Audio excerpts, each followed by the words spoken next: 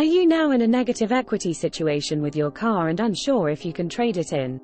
Even though trading in a car with negative equity can be difficult, you can get through it if you have the correct knowledge and strategy. The idea of trading in a car with negative equity will be covered in this video, along with how it works, the best options you have, the allowable level of negative equity, and whether a car dealer will cover the negative equity.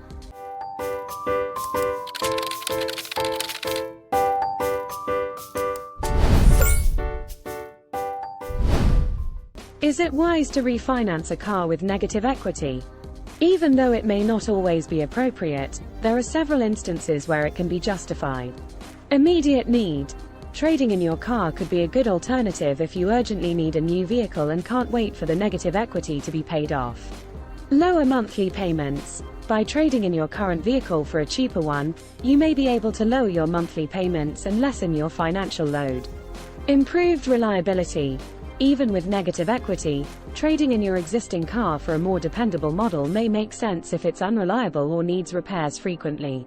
What's the process for trading in a car with negative equity? Calculate your negative equity. Begin by figuring out how much equity you have in your present vehicle. This represents the discrepancy between the remaining loan balance and the car's true market value. Research trade-in prices. Look into the trade-in prices for your car using a variety of resources, including dealer websites and internet tools for appraisal. This will provide you with a ballpark figure for the trade-in value. Negotiate with dealers. Ask about their trade-in procedures for negative equity when you visit several dealerships. Describe your circumstances honestly and try to get the best agreement. Negative equity rollover. In rare circumstances, dealers may permit you to roll over the equity in your old vehicle into the loan for your new one.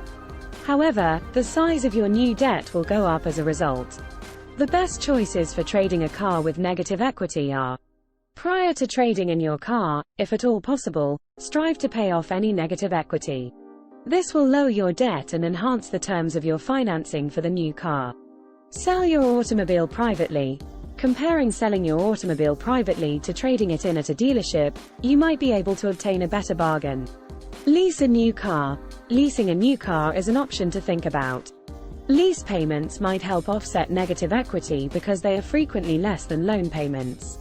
What percentage of negative equity on a car is too much? Depending on your particular situation, you can decide what level of negative equity is acceptable.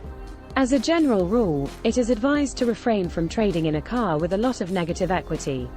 Ideally, try to keep the negative equity between 10% and 25% of the price of the new vehicle.